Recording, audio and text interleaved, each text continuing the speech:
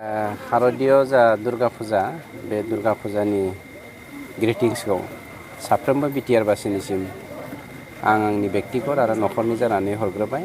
बे दुर्गा फुजाया जोंनि बिटिआर हालामाव सान्थि लाबोथों, जौगाथाय लाबोथों आरो खौसेथि लाबोथों। जों साफ्रोमबो जुगामियै गासैबो खैफोद आफोदनिफ्राय बारग'नानै जोंनि जा थांना थानायनि राहा लामा बेफोरखौ बानायना लानो हाथों। बेखौनो आं नोंथांमोननि मेडियानि गेजेरजों ग्रिटिंस हरनाय जाबाय। गोबां फुजा समावहाय माखासे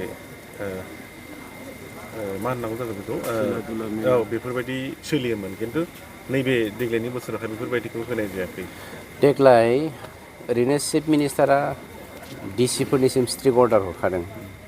दा बेखौ एडमिनिस्ट्रेसना बन्द' खालामदों। गतिके गोजौनिफ्रायनो एडमिनिस्ट्रेसना बन्द' खालामनाय हिसाबै निस्सय पुलिस प्रसासननिसिमबो बे बाथ्राखौ डिसिआ दैथायहरनाय जादों बा एडमिनिस्ट्रेसना दैथायहरदों। बे एडमिनिस्ट्रेसननि बाथ्रा जोंहा बेवहाय बुंनांगौ जेबो बाथ्रा थाया। मानोना जों पलिटिकेल पार्टिनि साफा सोद्रोमा हिसाबै पलिटिक्सआव जेनेबा एमिउजमेन्ट, इन्जयमेन्ट, इन्टारटेनमेन्ट बेफोरखौ जों मालाबाबो जोंनिफ्राय बादा होनाय थाया।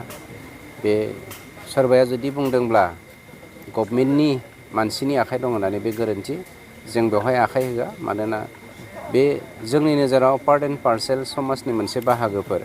खिन्थु जाय बाहागोखौ जायखौ खालामनानै समाजाव गुबुंले आबहावा सोमजियो, बेफोरखौ खालामनायनिफ्राय जानगारना थायोब्ला समाजा मोजां जायो होननानै जोंबो सानो आरो बेल'।